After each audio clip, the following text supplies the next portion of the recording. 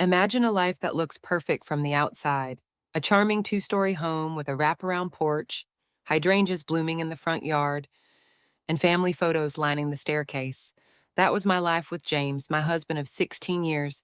We had two teenagers, a golden retriever named Rusty, and a rhythm of soccer practices, grocery runs, and Sunday barbecues.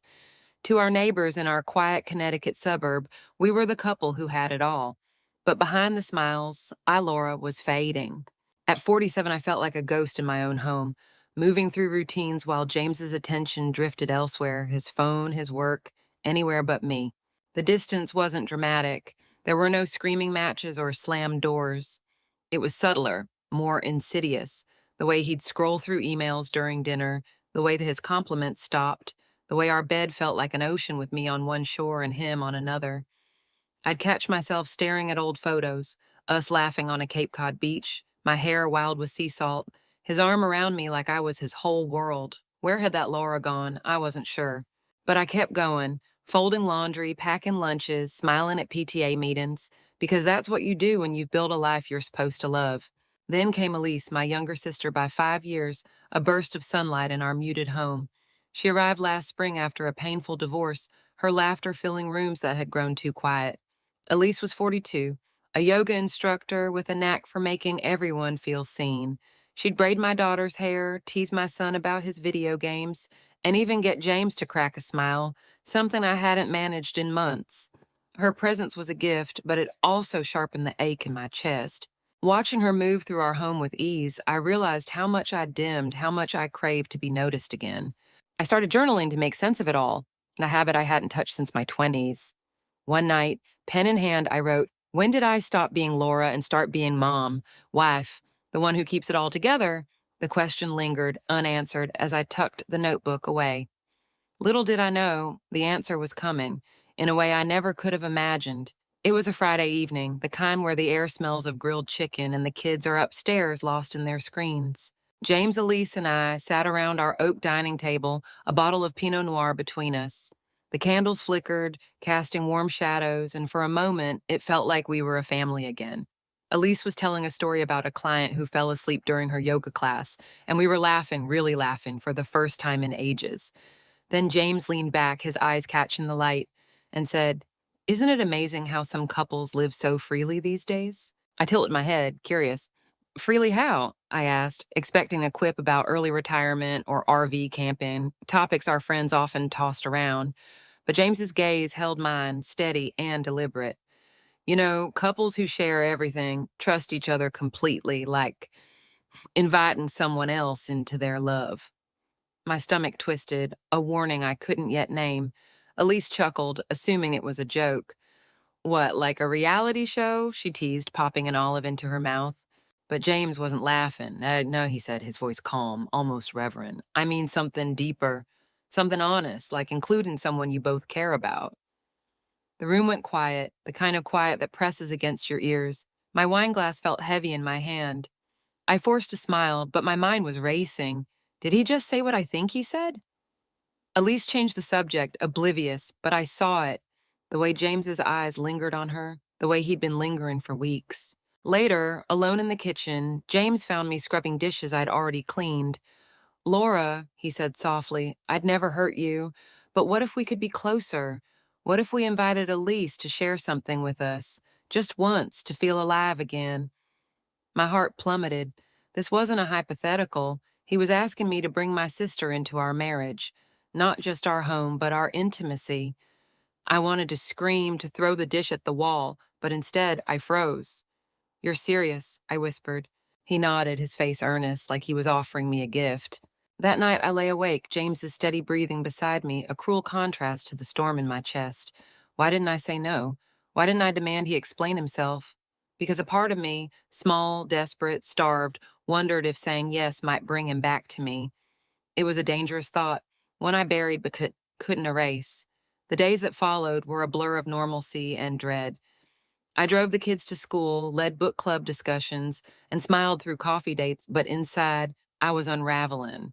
James's words echoed in my mind, each repetition chipping away at the life I thought I knew. I watched him and Elise closely now, noticing every glance, every laugh. Was it innocent or had I missed something all along?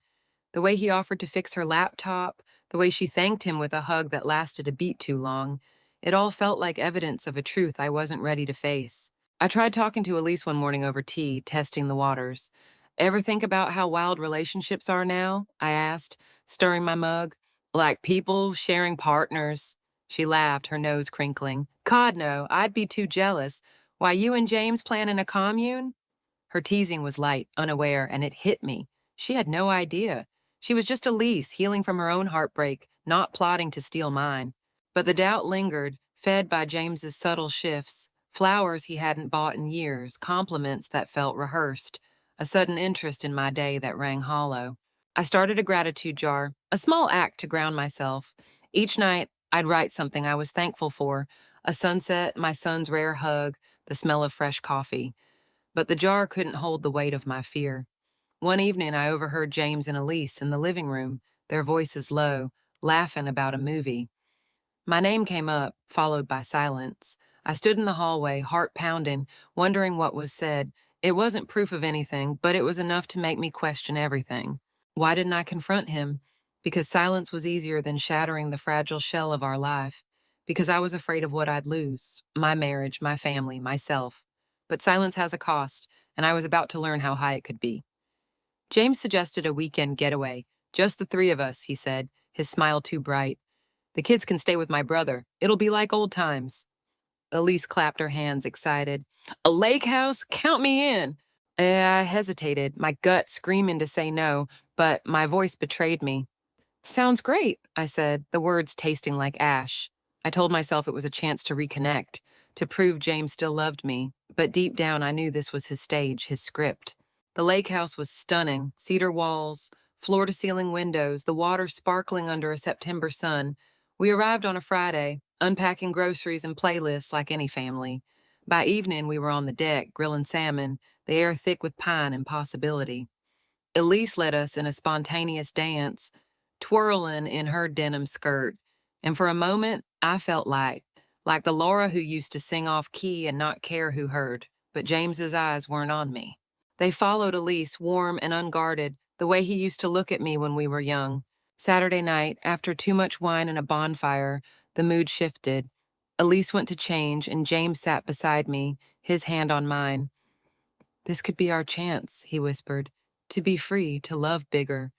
Elise trusts us. It could be beautiful. My chest tightened, but the wine, the fire, the years of feeling invisible, they clouded my judgment. I didn't say yes, but I didn't say no. I nodded, a small, trembling gesture, hoping it might tether him to me. When Elise returned, James spoke, his voice gentle but firm. We were thinking, maybe tonight, the three of us could try something new, something closer. Elise's smile vanished. Wait, what? She stammered, her eyes darting to me. I couldn't speak, my throat a knot. James pressed on. It's about love, Elise. We're a family. Her face crumpled, a mix of shock and betrayal. This is crazy, she choked out, backing away. Laura, you're okay with this? I opened my mouth, but nothing came. She fled to her room, the door slamming behind her. Elise was gone by dawn. I heard her car pull away, the gravel crunching like a final goodbye. Her room was empty, her suitcase missing, no note, no glance back. I stood at the window, watching her taillights fade, and something inside me broke. Not just for her, but for the sister I'd failed to protect. James slept through it, his face peaceful, as if the world hadn't just shifted. When he woke, he stretched and said, Last night was a lot, but we're stronger for it. Stronger? I wanted to laugh, to cry, to shake him until he saw the wreckage. Instead, I nodded because that's what I did. Kept the peace, kept the lie. The drive home was silent. The kids' chatter when we arrived a painful reminder of the normalcy I'd jeopardized. Elise's absence was a wound I couldn't name. My daughter asked, Where's Aunt Elise? I lied. She needed space, but the truth was heavier. I'd let her walk into a trap, and I hadn't stopped it. I started a memory box that week, filling it with mementos of Elise, her old scarf, a photo of us at her wedding, a yoga flyer she'd designed. It was my way of holding on to her, of promising myself I'd make it right, but her silence was deafening. I texted once, said, I'm so sorry, please talk to me. No reply. I didn't blame her. I blamed myself. The weeks that followed were a fog. James acted like we were fine, bringing home pizza, kissing my cheek, planning date nights. But his gestures felt like performances, not apologies. I moved through our home like a stranger, each room a reminder of what I'd lost. The kids sensed it, their questions sharper. Is Aunt Elise mad at us? I reassured them, but I couldn't reassure myself. I joined a local art class, something I hadn't done since college. Painting became my refuge, each brushstroke a way to process the guilt, the shame, the questions. Why did I say yes? Was it love, fear, or just a desperate need to be seen? In class, I met women my age, their stories echoing mine, marriages strained by time, identities lost to roles. We formed a support circle, meeting weekly to share, cry, and laugh. It wasn't a fix, but it was a start. One night, I wrote a letter to Elise, not to send, but to release. I failed you, I wrote. I failed myself, but I'm learning to speak now, to choose me. I burned it in the backyard, the smoke curling into the stars, a small act of letting go. I started therapy too, unpacking the years of silence that led to that night. My therapist asked, "What do you want, Laura?" For the first time, I didn't say to fix my marriage. I said, yeah, to find myself. Yeah, I don't know if I'll ever forgive James or if our marriage can survive. He's still here, still trying, and with the man I love feels like a memory. Some days I imagine leaving, starting fresh in a small apartment with my paints and my truth. Other days I stay, hoping we can rebuild. Not the old us, but something honest. What I do know is that I'm done with silence. I'm done saying yes to things that dim my light. To you reading this, maybe you felt invisible too. Maybe you've said yes when every fiber of you screamed, no, you're not alone. I started a community project, a story circle at our local library, where women share their truths, messy, raw, real. It's a space to be heard, to heal, to rediscover the vibrant person you were before life asked too much. If you're in Connecticut, join us. If not, start your own. Write, paint, dance, speak, do something that says, I'm still here. Elise hasn't answered my calls, but I haven't stopped reaching out. I send her small gifts, a candle, a book, a note saying, I love you. I hope one day she'll forgive me, or at least see that I'm trying to be the sister she deserved. As for me, I'm learning to forgive Laura, the one who said yes, the one who stayed silent. She was broken, but she's mending, one brave step at a time. If this story touched you, subscribe to our channel, Real Lives Unraveled. We share stories that don't shy away from the hard stuff, stories that remind us we're human, flawed, and capable of rising again. Share your story in the comments, or just a word of kindness, because sometimes the smallest act of courage, speaking your truth, can light the way home.